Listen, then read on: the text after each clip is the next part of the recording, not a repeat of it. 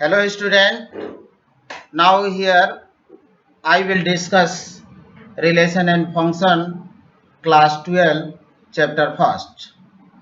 और स्टूडेंट देखते हैं कि रिलेशन फंक्शन क्या होता है। रिलेशन और फंक्शन आपको देखना है स्टूडेंट। तो रिलेशन फंक्शन में कहाँ से रिलेशन आता है, पहले तो हम उससे देखते हैं कि देखिए पहले सेट आता है, सेट से आता है कार्टेशियन प्रोडक्ट और कार्टेशियन प्रोडक्ट से आता है रिलेशन और रिलेशन से आता है फंक्शन। फंक्शन हमारा अगला टॉपिक होगा, पार्ट 2 में हम डालेंगे इसको वीडियो के। यहाँ पे आपको हम बता दें कि सेट सेट थ्योरी आप 11th में पढ़े हैं, कार्टेशियन प्रोडक्ट भी आप 11th में पढ़े हैं और रिलेशन भी पढ़े हैं, फंक्शन भी पढ़े हैं। बट उसका एक्सटेंशन पार्ट जो होता है आपका, इसमें रिलेशन एंड फंक्शन है। तो आपको ये हम सपोज करके चलते हैं कि आपको फर्स्ट ईयर का 11th का जो पोर्शन था वो आपको याद होगा, बट हम उसको बैकअप लेने का प्रयास करेंगे, कुछ बैकअप ले लें कि आपको दिक्कत ना हो, परेशानी ना हो। स्टूडेंट यहाँ पे हम 1.1 एक्सरसाइज का इंट्रोडक्शन पार्ट बताने चल रहा है। हमारा 1.1 जो आपका एक्सरसाइज है उसका ये इंट्रोडक्शन पार्ट होगा। अगर आप इसको बेहतर ढंग से समझने का प्रयास करते हैं तो आपको 1.1 में कोई प्रॉब्लम नहीं होगी, कोई दिक्कत नहीं होगी, आप इजीली क्वेश्चन को सॉल्व कर लेंगे। तो यहाँ पे देखते हैं सेट क्या होता है स्टूडेंट। सेट आपने 11th में पढ़ा होगा, collection of well defined object. Set हमारा होता है collection of well defined object. अब वेल डिफाइंड क्या होता है स्टूडेंट, पहले हम वेल डिफाइंड को यहाँ पे क्लियर करते हैं। वेल डिफाइंड हमारा होता है person to person does not change, मतलब ऐसा होना चाहिए कि person to person does not change, व्यक्ति से व्यक्ति में ये चेंजिंग नहीं होना चाहिए। एक फॉर एग्जांपल हम ले लें कि अगर हम ये कहें कि सचिन तेंदुलकर विश्व के महानतम क्रिकेटर हैं, महानतम बल्लेबाज हैं, तो ये वेल डिफाइंड नहीं होगा, क्योंकि हो सकता है कि किसी के नज़र में, किसी के दृष्टिकोण से सचिन तेंदुलकर बेस्ट बैट्समैन हो विश्व के, बट हो सकता है कि कोई दूसरा उनको वीरेंद्र सहवाग को मानता हो, विराट कोहली को मानता हो। तो ये आपको ध्यान देना है कि वेल डिफाइंड का मतलब क्या है। Well defined person to person change नहीं होना चाहिए। अगर हम कहें कि वर्तमान में भारत के राष्ट्रपति, तो देखिए ये बात हम भी बताएंगे कि रामनाथ कोविंद है, आप भी बताएंगे कि रामनाथ कोविंद है, तो इसमें पर्सन टू पर्सन चेंज नहीं हो रहा है, तो ये एक तरह से सेट हुआ। लेकिन जब पर्सन टू पर्सन चेंज हो तो वो सेट नहीं होता है। अब स्टूडेंट इसका पार्ट है कार्टेशियन प्रोडक्ट। तो कार्टेशियन प्रोडक्ट सेट से निकल कर आता है और सेट से हम कार्टेशियन प्रोडक्ट निकालते हैं। तो स्टूडेंट देखें, given two non empty set A and B, the Cartesian product is the set of all order pair of elements from A and B.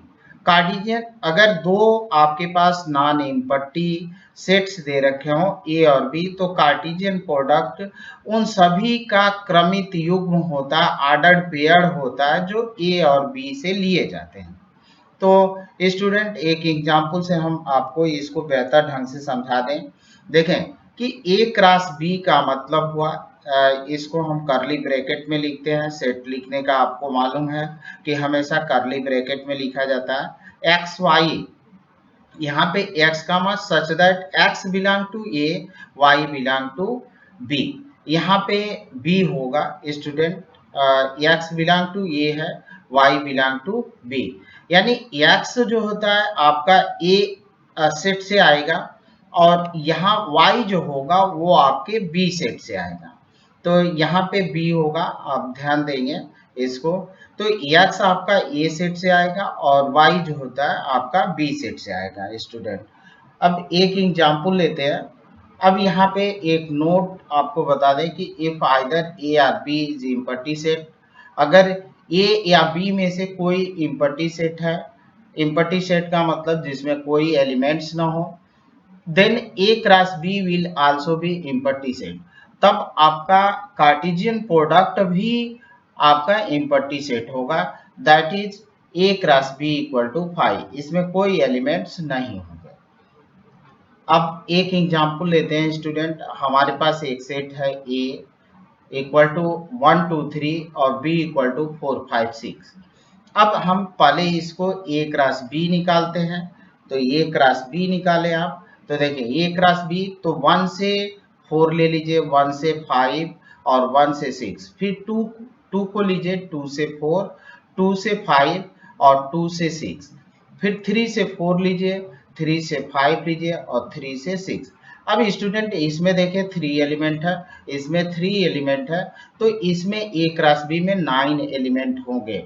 आप काउंट करें 1 2 3 4 5 6 7 8 9, 9 एलिमेंट होंगे। जितने ए और बी में एलिमेंट होंगे उनका प्रोडक्ट होगा आपके ए क्रॉस बी में उतने ही एलिमेंट होंगे।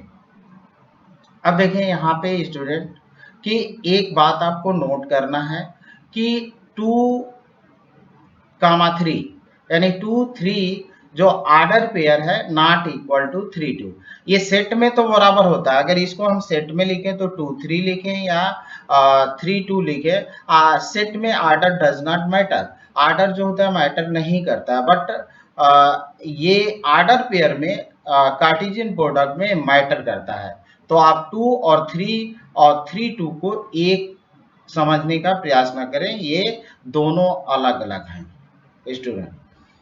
अब देखें कि जैसे कि यहाँ पे मैंने बताया था कि अगर ए में 3 एलिमेंट है और बी में आपके 3 एलिमेंट है, तो यहाँ से देखें कि उसी का जनरल एक फार्मूला बनाने का प्रयास किया है मैंने कि if N A equal to P, मतलब ए में आपके जो ए आपका सेट है उसमें पी एलिमेंट है और बी सेट है उसमें क्यू एलिमेंट है, देन जो हमारे ए क्रॉस बी होगा उसमें आपके पी क्रॉस क्यू एलिमेंट होंगे। यहां से इसको वेरीफाई कर सकते हैं, इसमें 3 एलिमेंट है, इसमें 3 एलिमेंट है, तो 3 इंटू 3 ए क्रॉस बी में 9 एलिमेंट होंगे।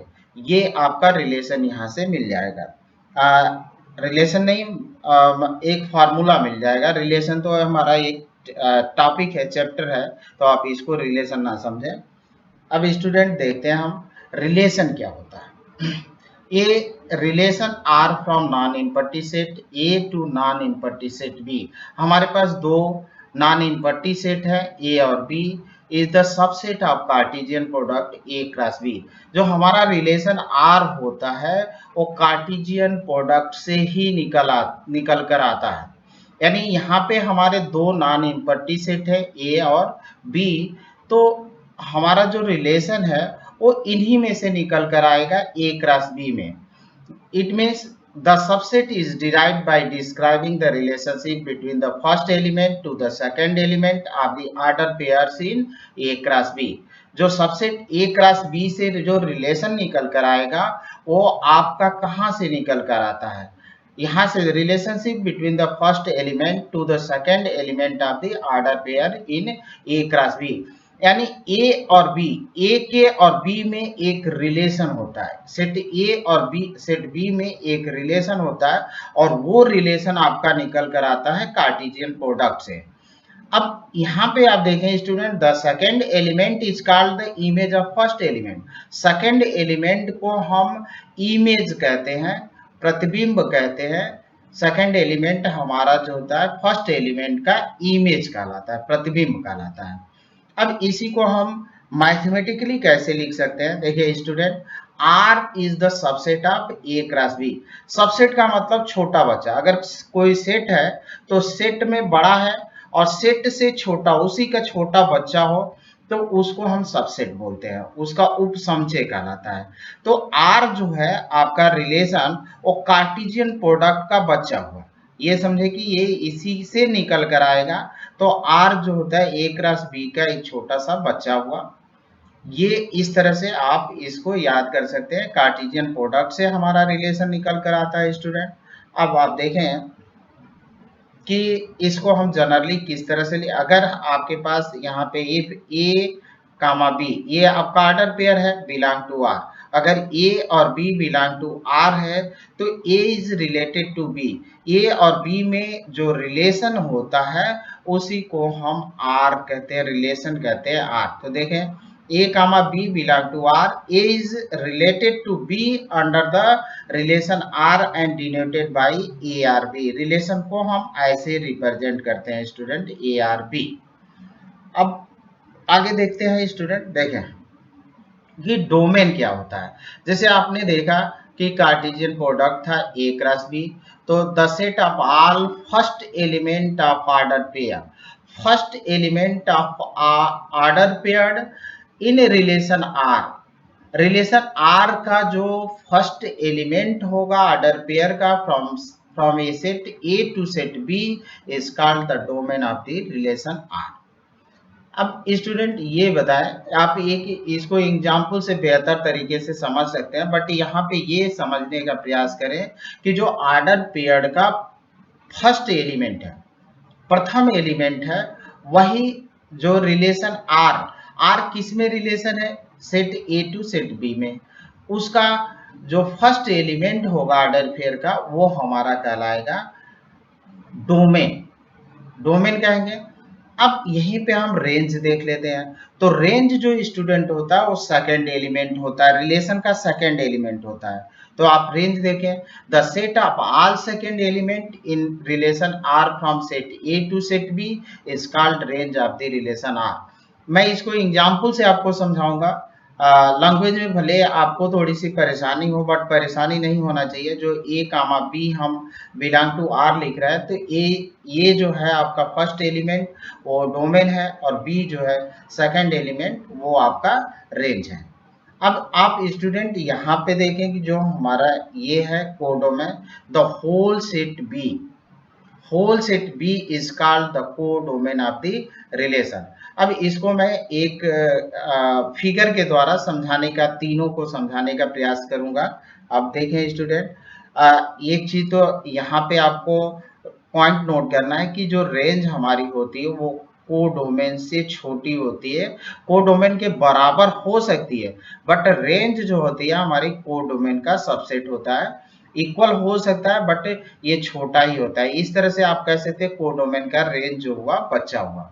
और ये जो होता है रेंज आपकी निकल कर आती है सेकंड एलिमेंट से, और कोडोमेन सेकंड एलिमेंट के जितने भी एलिमेंट होते हैं वो आपके कोडोमेन कहलाते हैं। अब यहाँ पे स्टूडेंट देखें, एक एग्जांपल हम लेते हैं 1 2 3 4 5 6 define the relation R from A to A by X Y such that y equal to X plus 1। तो अब यहाँ से आपको रिलेशन ए से ए में ही रिलेशन फाइंड करना है, तो आप a इंटू ए करेंगे, ए क्रॉस ए कार्टेशियन प्रोडक्ट करेंगे तो इसमें 6 एलिमेंट है, तो आपके a क्रॉस ए में 36 एलिमेंट होंगे। अब स्टूडेंट इसको 36 लिखना अव्यवहारिक होगा, हम इसको एक फिगर के माध्यम से आपको समझाते हैं। देखें कि ये आपका सेट ये है और ये भी सेट ए है, ये आपका सेट ये है और ये भी सेट ये है, एक 1 2 3 4 5 6 1 2 3 4 5 6, और इसमें भी 1 2 3 4 5 6। अब ए से ए में ही रिलेशन आपको इस तरह से डिफाइन है कि y equal to X plus 1, हमारा y जो है x प्लस 1 के इक्वल है। तो देखिए कि y है, अगर 1 रखेंगे तो यहाँ पे x को 1 रखेंगे तो y आपको 2 मिलेगा, तो 1 से 2 में। अब यहाँ पे देखें अगर x को 2 रखते हैं तो y हमारा 3 मिलेगा, तो 2 से 3 में रिलेशन हुआ। अगर x को आप 3 रखते हैं तो ये y आपका 4 मिलेगा, तो 3 से आपका 4 में रिलेशन हुआ। अब x को अगर आप 4 रखते हैं तो y आपको 5 मिलेगा, तो 4 से 5 में रिलेशन हुआ। अगर x को आप यहाँ से 5 पुट करते हैं तो y आपका 6 मिलेगा, यानी 5 से 6 में आपका रिलेशन होगा। अब स्टूडेंट देखें कि 1 2 3 4 5 ये रिलेशन फर्स्ट एलिमेंट है, और फर्स्ट एलिमेंट में इस किसमें 1 2 1 2 3 4 5 में रिलेशन है, तो ये हमारा डोमेन हुआ 1 2 3। ये 6 डोमेन नहीं होगा क्योंकि इसका किसी से रिलेशन नहीं है। तो 1 2 3 4 5 हमारा रिलेशन हुआ, डोमेन हुआ। और यहाँ पे देखें स्टूडेंट 2 3 4 5 6 ये रिलेशन से, ये मतलब 1 रिलेट है 2 से, 2 रिलेट है 3 से, 3 रिलेट है 4 से, 4 रिलेट है 5 से, और 5 रिलेट है 6 से। तो इसमें आपका 2 3 4 5 6 आपका ये होगा रेंज। और whole element of set second element, तो मतलब सेट बी, अगर ये है और ये आपका बी है, तो बी तो आप दिया नहीं है, ए ही से निकालना है आपको। तो 1 2 3 4 5 6 आपका हो जाएगा कोडोमेन। तो स्टूडेंट हम इसको लिख सकते हैं इस तरह से, ये आपका ये है। अब देखिए ये भी ये था, ये भी ये था। अब हम इसी को डोमेन, कोडोमेन और रेंज, अब इसको हम लिख लेते हैं स्टूडेंट। देखें डोमेन आपका हुआ 1 2 3 4 5, और रेंज आपका हुआ 2 3 4 5 6, और हमारा कोडोमेन हुआ आपका 1 2 3 4 5 6। अब आगे देखते हैं, आप रेंज देखिए, रेंज जो होता है कोडोमेन से छोटी है। यहाँ पे देखें 2 3 4 5 6 है, और ये 1 2 3 4 5 6 है। तो कोडोमेन रेंज जो होती है हमारी इसी से कोडोमेन से निकल कर आई है। तो रेंज जो होती है छोटी होती है, यानी कोडोमेन का ये बच्चा होता है। रेंज हमारा कोडोमेन का बच्चा होता है। अब आगे देखते हैं स्टूडेंट। अब यहाँ पे अगर हमारे पास दो सेट गिवन हो, सेट ए है सेट बी है, तो number of possible subset of A cross B कितना होगा आपका p क्रॉस q। अभी बताएं कि इसमें अगर p एलिमेंट है, इसमें आपके q एलिमेंट है, तो पॉसिबल एलिमेंट जो होंगे a क्रॉस b में वो होंगे आपके p और क्रॉस q। लेकिन यहाँ पे हमारा टास्क है, यहाँ पे आपको बताने कितने रिलेशन बन सकते हैं।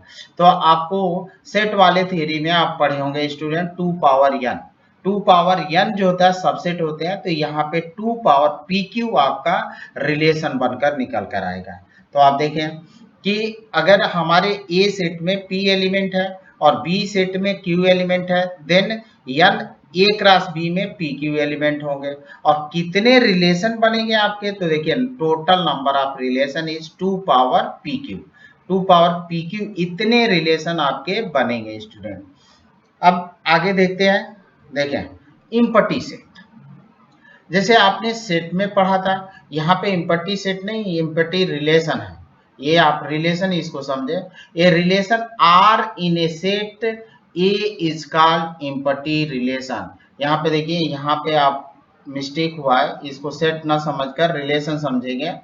तो यहाँ पे a relation R in A set A is called empty relation if no element related to any element of A, यानी रिलेशन में कोई एलिमेंट न हो, तो ऐसे रिलेशन को हम इम्पटी रिलेशन बोलते हैं, उसको हम इम्पटी रिलेशन कहते हैं। अब आप यहाँ पे इम्पटी रिलेशन को एक एग्जाम्पल से हम समझने का प्रयास करते हैं। देखें ये तो मैथमेटिकली इसको लैंग्वेज में लिखे हैं, मैथमेटिकली कैसे लिख सकते हैं, आर इक्वल टू फाइव, और फाइव आपको मालूम कि null set is subset of every set. तो जो हमारा यहाँ पे फाइव रिलेशन है वो सबसेट होगा ए क्रॉस ए का। लेकिन यहाँ पे जो रिलेशन है वो आर जो होता है नल सेट हुआ, ये नल रिलेशन हुआ, जिसको हम इम्पटी रिलेशन बोलते हैं या नल रिलेशन बोलते हैं। अब स्टूडेंट इसको हम एक एग्जाम्पल लेते हैं। एग्जाम्पल हमारे पास है A equal to 1 2 3 4 given by relation. Relation हमारा इस तरह से डिफाइन है, R equal to curly bracket में ए कामा बी, ये आपका ऑर्डर पेयर है, और ए बी से इस प्रकार रिलेटेड है कि A minus B equal to 10, A minus B equal to 10 होना चाहिए। ये आपको रिलेशन डिफाइन है। तो आप स्टूडेंट इसका ऑर्डर पेयर निकालें। तो ऑर्डर पेयर क्या होगा आपका, एक से शुरू करिए 1 कामा 1 1 कामा 2 1 कामा 3 1 कामा 4, फिर 2 से शुरू करिए 2 कामा 1 2 कामा 2 2 कामा 3 2 कामा 4, फिर 3 से शुरू करिए 3 कामा 1 3 कामा 2 3 कामा 3 3 कामा 4, फिर 4 से शुरू करिए 4 कामा 1 4 कामा 2 4 कामा 3 4 कामा 4। अब स्टूडेंट ए और बी में आप माइनस करिए, तो देखिए 1 कामा 1 कर, एक में से 1 कामा 1 है तो एक में से 1 घटाएंगे तो 0 देगा। 1 और 2 है तो एक में से 2 घटाएंगे तो -1 आएगा, 10 के बराबर होगा नहीं। एक में से 3 घटाएंगे तो -2 आ जाएगा। एक में से 4 घटाएंगे तो माइनस आपका 3 आ जाएगा। इस तरह से 2 में से 1 घटाएंगे तो आपका 1 आएगा। 2 में से 2 घटाएंगे तो 0 आएगा। 2 में से 3 घटाएंगे तो -1। 2 में से 4 घटाएंगे -3। इस तरह से आप देखें कि कभी भी ये 10 के बराबर नहीं हो रहा है।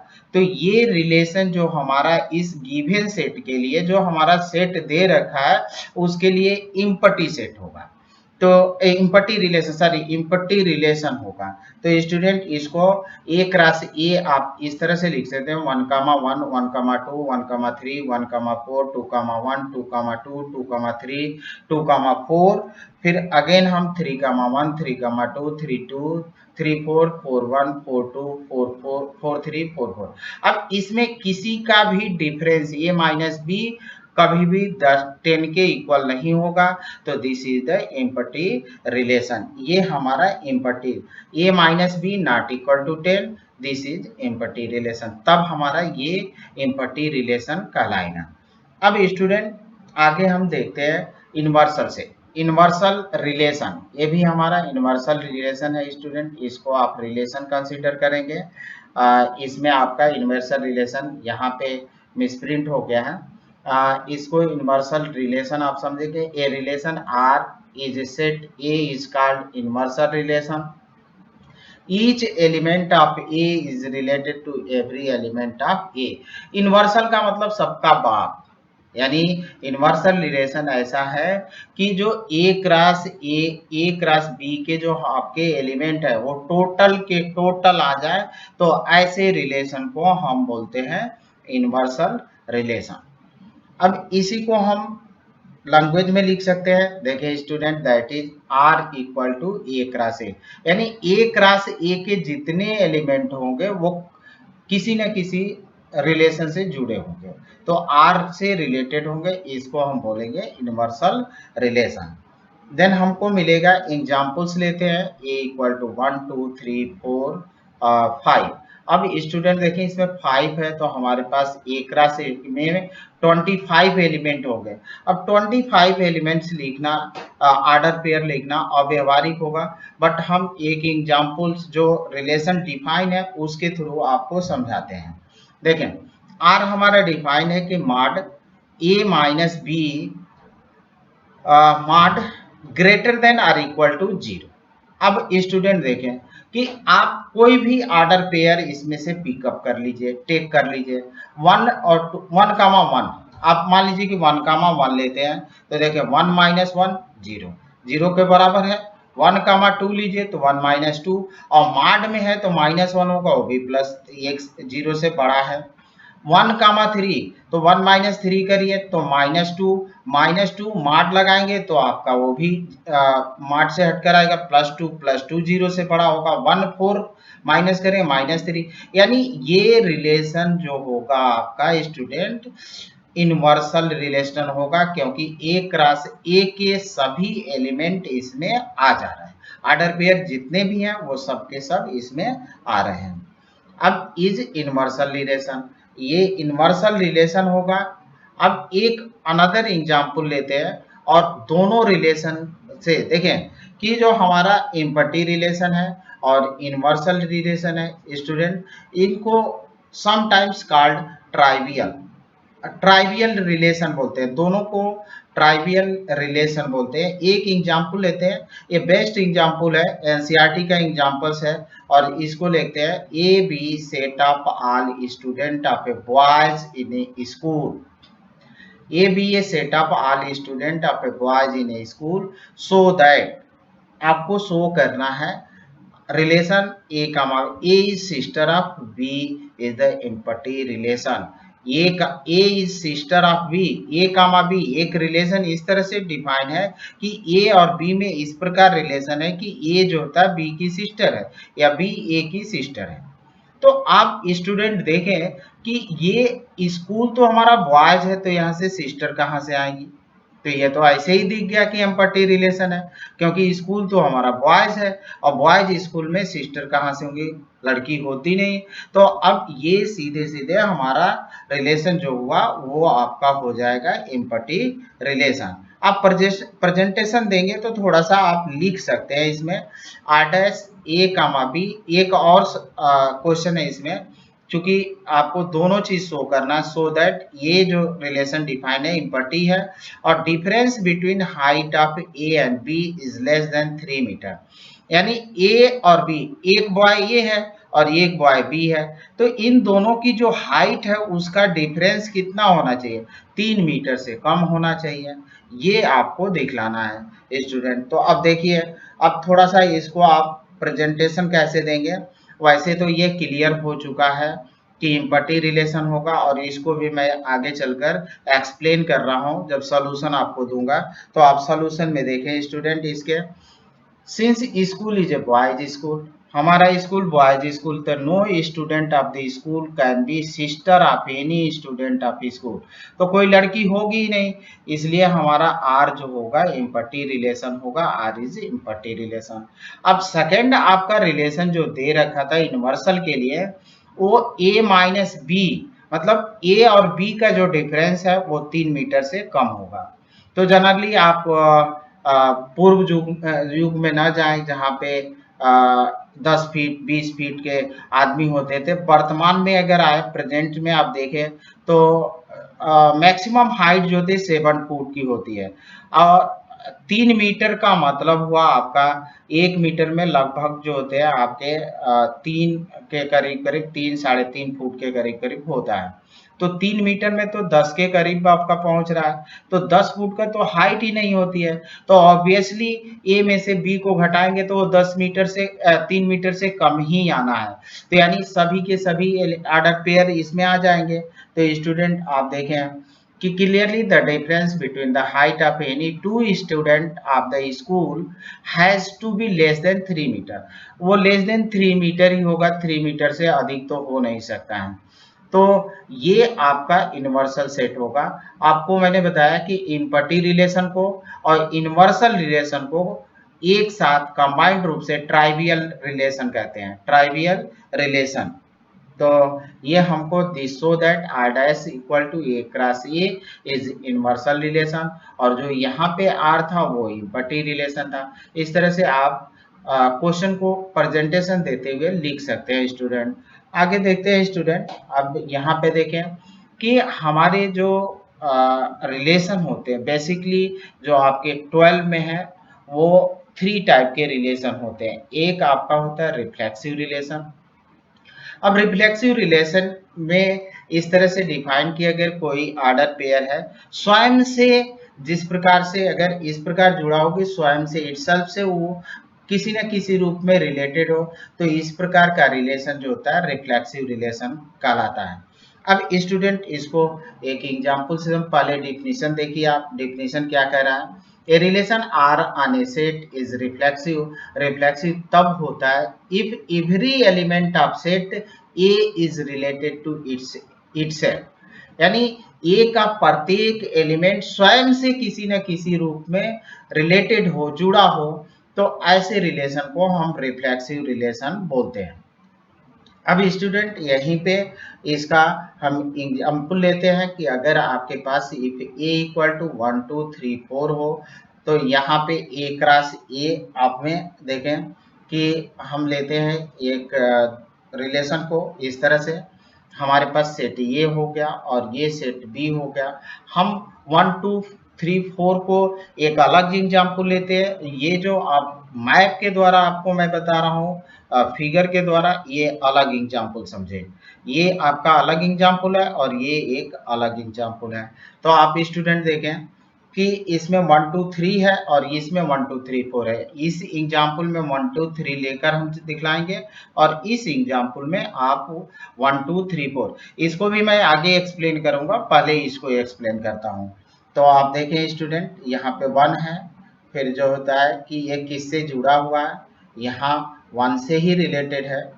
अब देखें कि जो हमारा 1 है स्वयं 1 से जुटा है। ये इस एग्जाम्पल में नहीं, यहाँ पे आप इस फिगर में आप 1 2 3 सेट समझें, ये 4 नहीं है, इसमें हमने 4 पर नहीं समझा है, ये अलग एग्जाम्पल है और ये फिगर वाला अलग एग्जाम्पल है।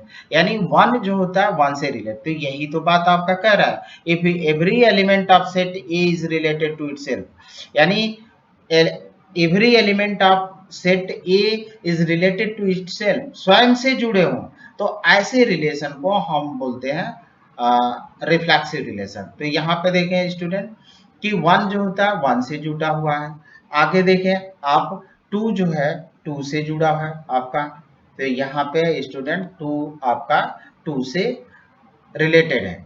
अब यहीं पे हम 3 देखते हैं, तो 3 हमारा 3 से रिलेटेड है, तो यहाँ पे देखें 3 से रिलेटेड है स्टूडेंट। तो ये 1 से 1 में रिलेशन, 2 से 2 में रिलेशन, 3 से 3 में रिलेशन, यानी 1 जो सेट है हमारा, if every element of set A is related to itself, तो यहाँ पे देखें कि एलिमेंट जितने भी एलिमेंट्स है वो स्वयं से जुड़े हुए हैं, इसलिए ये हमारा रिलेशन कहलाता है रिफ्लेक्सिव रिलेशन। अब स्टूडेंट इस एग्जाम्पल को हम आगे एक्सपेंड करते हैं और इस एग्जाम्पल को समझाते हैं। देखिए आपके पास दो रिलेशन है, एक R1 1 2 3 4 दिया था एग्जाम्पल, उसमें से एक relation 1 comma 1 2 comma 2 3 comma 3 4 comma 4 1 comma 3 1 comma 4 is reflexive relation, क्योंकि 1 कामा 1 बिलोंग टू R। आप देखें 1 comma 1 belong to R, 2 comma 2 belong to R, 2 comma 2 belong to R, 3 comma 3 belong to R and 4 comma 4 belong to R। ये सभी के सभी relation देखिए, order pair का first element, order pair का first element 1 से 1 ही जुड़ा हुआ है, 2 से 2 जुड़ा हुआ है, 3 से 3 जुड़ा हुआ है, 4 से 4, तो this is the reflexive relation. ये हमारा रिफ्लेक्सिव रिलेशन हुआ। अब यहीं पे एक एग्जांपल दूसरा लेते हैं हम। अब यहाँ पे देखें कि जो हमने फर्स्ट फिगर से आपको समझाया वही चीज यहाँ पे कि 1 1 से, 2 2 से, 3 3 से। अब इसमें अगर 4 ले लें तो 4 4 से भी रिलेटेड होगा, तो ये हमारा हो जाएगा रिफ्लेक्सिव रिलेशन स्टूडेंट। अब यहाँ पे रिफ्लेक्सिव रिलेशन हुआ आपका, this is the reflexive relation. अब रिफ्लेक्सिव रिलेशन को एक दूसरा एग्जाम्पल है जो 1 2 3 है आपका, 1 2 3, तो यहाँ पे 1 1 से जुड़ा है, तो 1 1 देखिए।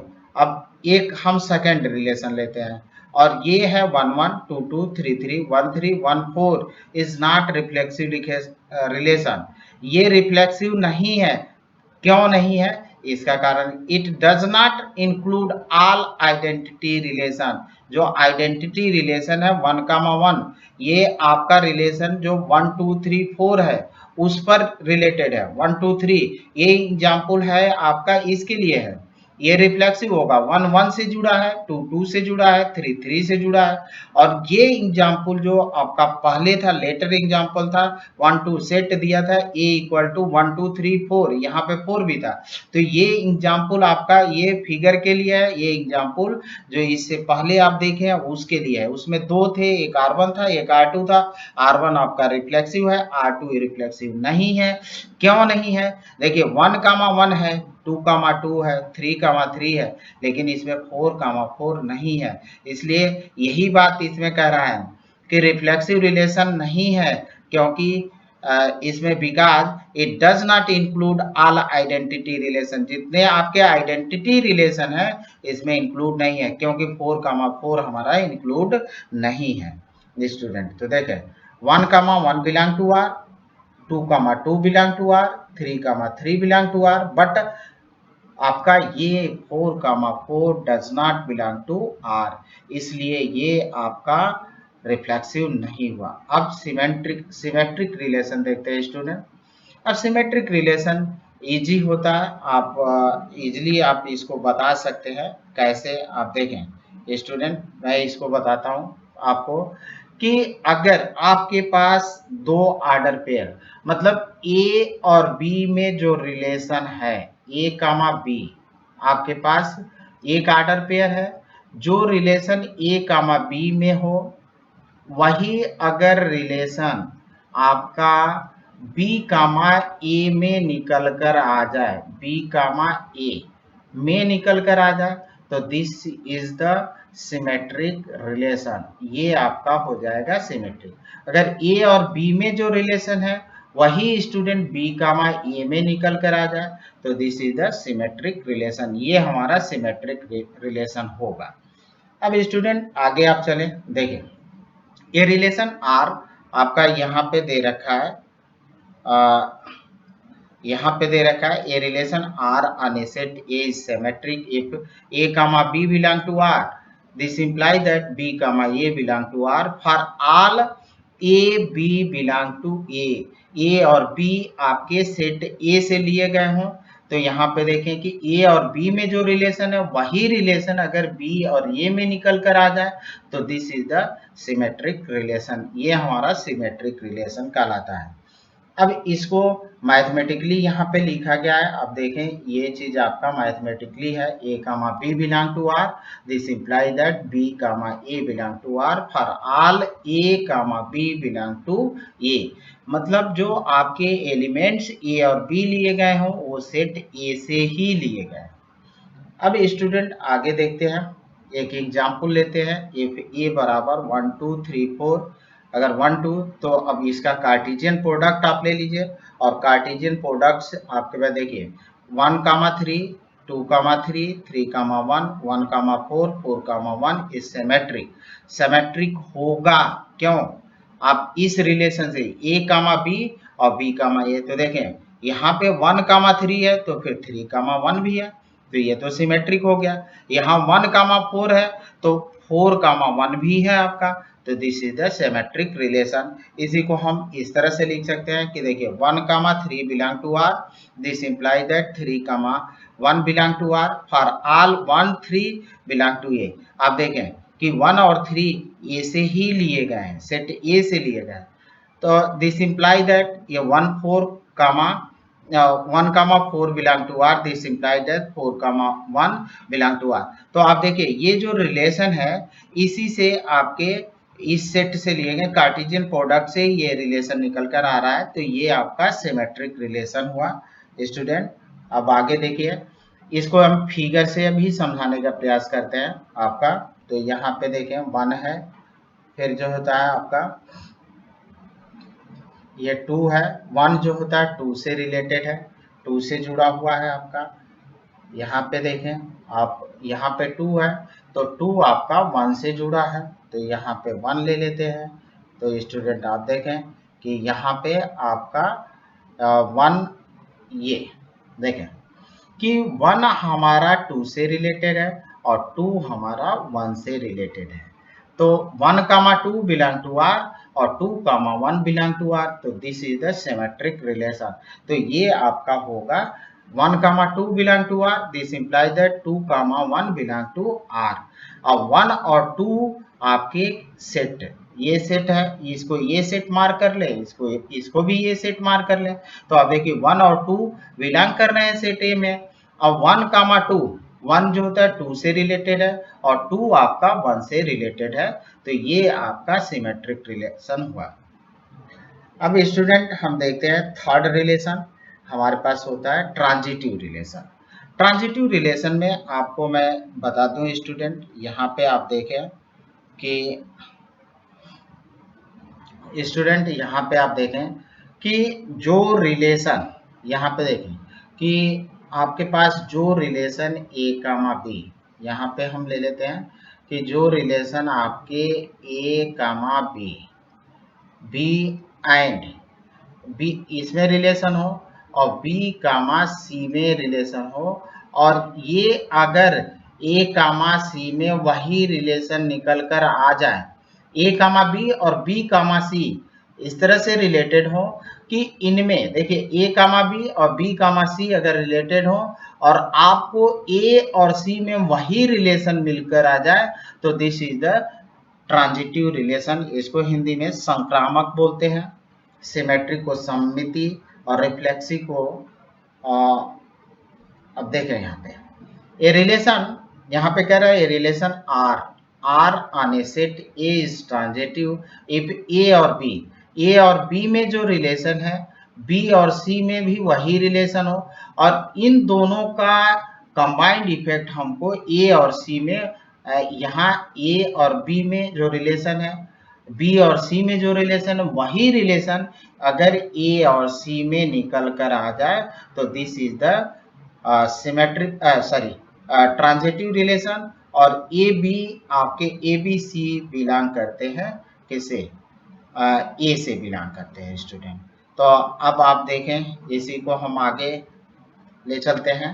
तो आगे देखें एग्जाम्पल, 1, 2 बिलोंग टू आर और 2, 3 बिलोंग टू आर।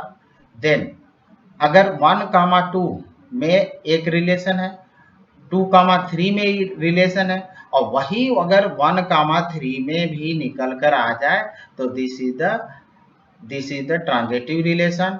और यहाँ पे जो आर आपका 1, 2, 3 जो लिए गए हैं वो कहाँ से लेकर आए गए हैं, सेट ए से लाए गए हैं। अब स्टूडेंट इसको देखें कि फिगर से हम देखते हैं। तो फिगर हमारा यहाँ पे है स्टूडेंट। अब ये आप देखें कि 1 है, 1 हमारा 2 से लिंक है, तो 1 आपका 2 से लिंक है। तो यहाँ पे देखें कि ये आपका 2 से लिंक हुआ, 1 जो होता है आपका 2 से लिंक हुआ, 2 आपका 3 से लिंक है, तो 2 को हम 3 से लिंक करते हैं। तो यहाँ पे देखें 2 हमारा 3 से लिंक है, तो देखें ये 3 आपका यहाँ पे आया, 1 हो गया, और ये आपका 3 है, तो ये देखें कि 2 3 से लिंक है, तो आपका 3 ये 1 किससे लिंक हो जा रहा है, 1 जो होता है 3 से लिंक हो जा रहा है।